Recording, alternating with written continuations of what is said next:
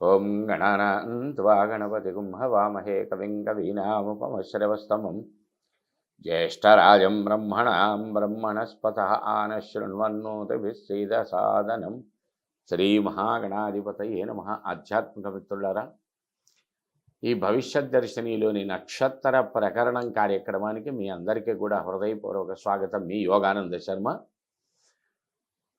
శ్రీపీఠము, Rudrakshashala and Navaratna emporium, new Nallakunta, Shivam road, Hyderabad, opposite SBI bank and golden temple opposite Manikonda, Hyderabad and Chennai. Phone number 9494409777. Since 1990 reach your destination. ఆధ్యాత్మిక మిత్రులారా, ఈరోజు 11వ నక్షత్రమైనటువంటి అశ్విని, భరణి, కృత్తిక, రోహిణి, మృగశిర, ఆర్ద్ర, పనసు, పుష్యం, ఆశ్లేష, మఖ వరకు తెలుసుకున్నాం. ఈరోజు పుబ్బ అనబడే నక్షత్రం. దీనికి అధిపతి శుక్రుడు, శ్వేతవర్ణం కలిగినవాడు. ఈ శుక్రగ్రహము రాజకీయ, అధికార, ఉద్యోగంలో అత్యున్నత, వ్యాపారంలో విశేష, దాంపత్యంలో సఖ్యత అనుకూల, ప్లస్ వీటికి నెగటివ్గా కూడా రిజల్ట్నివ్వగలిగేటువంటి గ్రహం శుక్రగ్రహం. ఇందు మొదటి పాదము సింహ నవాంశ, రెండవ పాదం కన్యా నవాంశ, మూడవ పాదం తులా నవాంశ, నాలుగవ పాదం వృశ్చిక నవాంశలో చంద్రుడు ఉంటాడు. రాశి మాత్రం టోటల్గా సింహరాశి అవుతుంది. అత్యున్నతమైనటువంటి ప్రజ్ఞ. వీళ్ళు పుట్టినప్పుడే శుక్రమహర్దశతో పుడతారు. శుక్రమహర్దశ 20 సంవత్సరముల కాలం ఉంటుంది.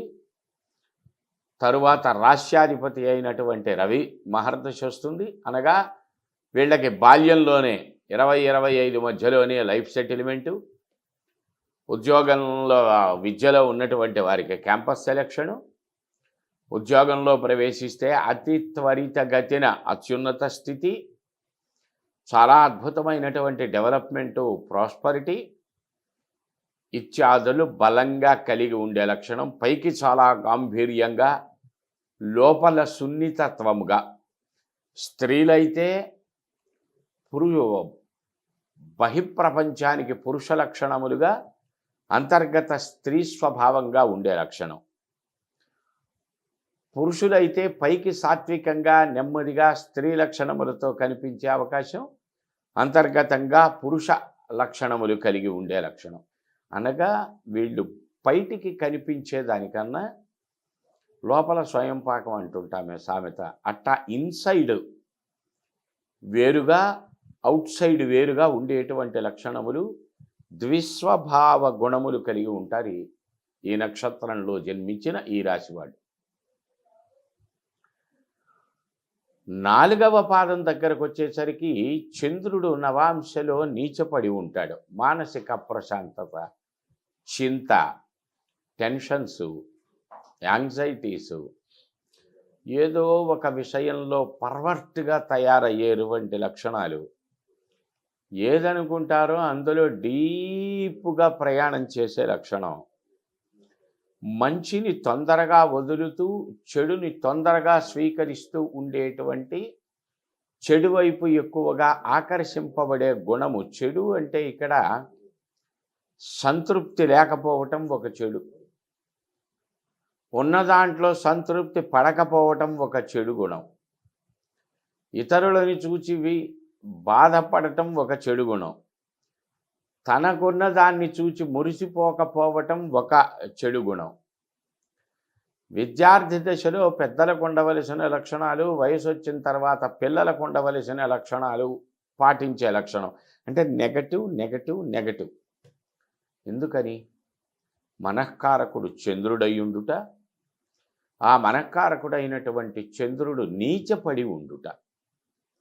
దీని వలన ఈ రకమైనటువంటి ఫలితాలు. ఉద్యోగం అయితే ఉద్యోగంలో ఉన్నవాళ్ళు తరచూ తన పై అధికారులకి పడకపోవటము, లేకపోతే సమాధానం సక్రమంగా ఉండకపోవటమో, మాట చాలా కటువుగా పెడసరంగా వచ్చారా రండి అన్నదానికి వచ్చారా రండి అన్నదానికి ఎంత తేడా ఉంది.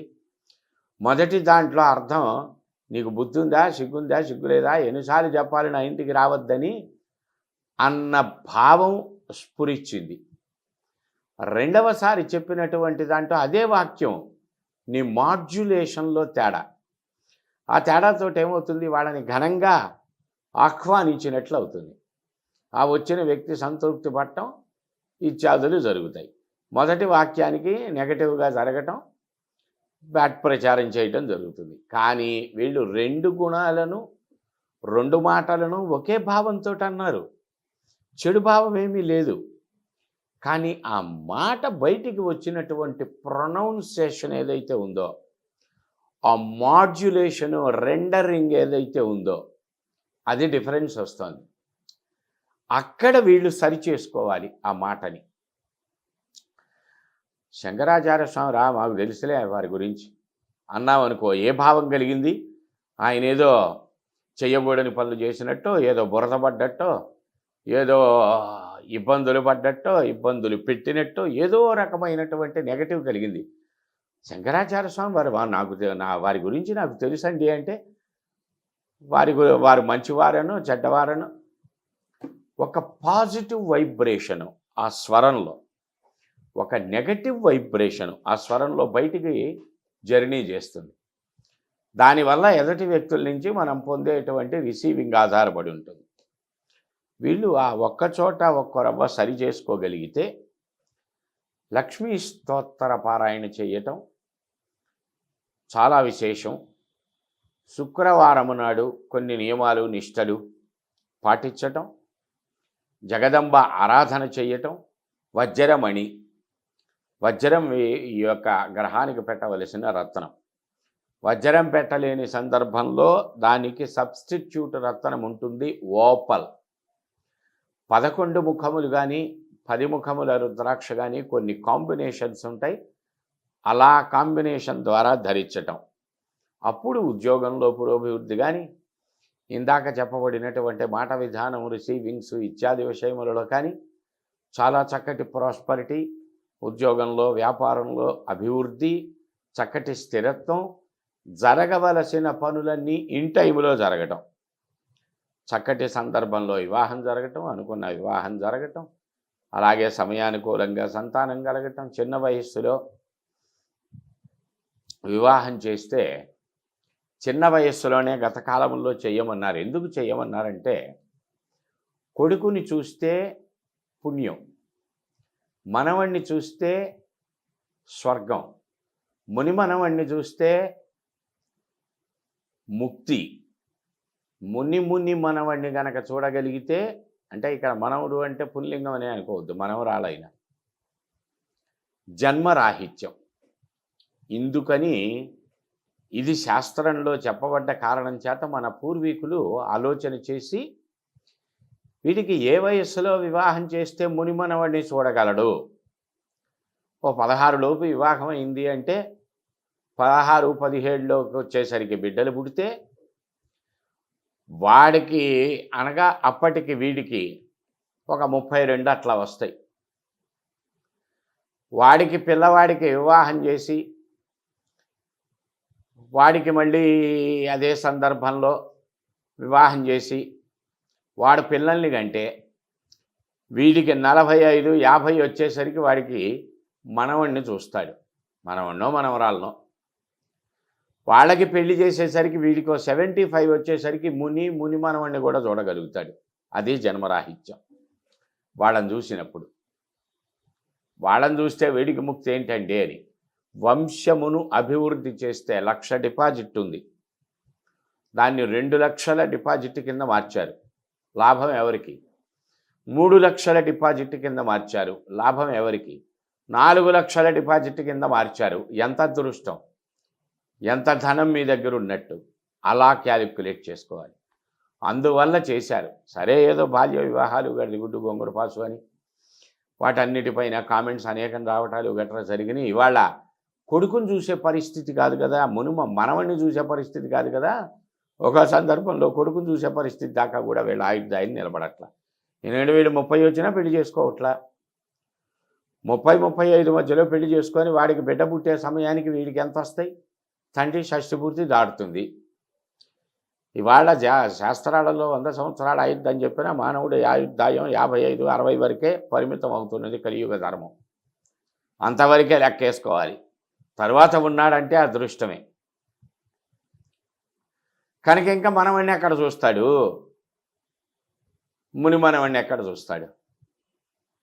వీటన్నింటినీ దృష్టిలో పెట్టుకునే మన పూర్వీకులు ఏర్పరిచినటువంటి సమాజ శ్రేయస్సు కొరకు ఏర్పరచబడినటువంటి నియమాలు, వాటిని అనుసరిద్దాం. అవకాశం ఉన్నంత వరకు పూర్వాచార పరాయణత్వాన్ని పాటిద్దాం. సత్ఫలితాలు పొందుతాం. మీ జాతకముల రీత్యా కూడా ఈ రకమైన సంపూర్ణ విశ్లేషణ, నక్షత్రం, లగ్నం, జరుగుతున్న దశ ఇత్యాది విషయాలన్నీ, అలాగే దోషములు, వాటి పరిహారాలు, నివారణలు, ఇలా సంపూర్ణ విశ్లేషణ అందజేసే సంస్థ Sripeetham Rudrakshashala Navaratna emporium, Hyderabad Manikonda golden temple opposite and Hyderabad Nallakunta Shivam road and Chennai. Phone number 9494097777. Since 1990. Reach your destination. జై గురుదత్త.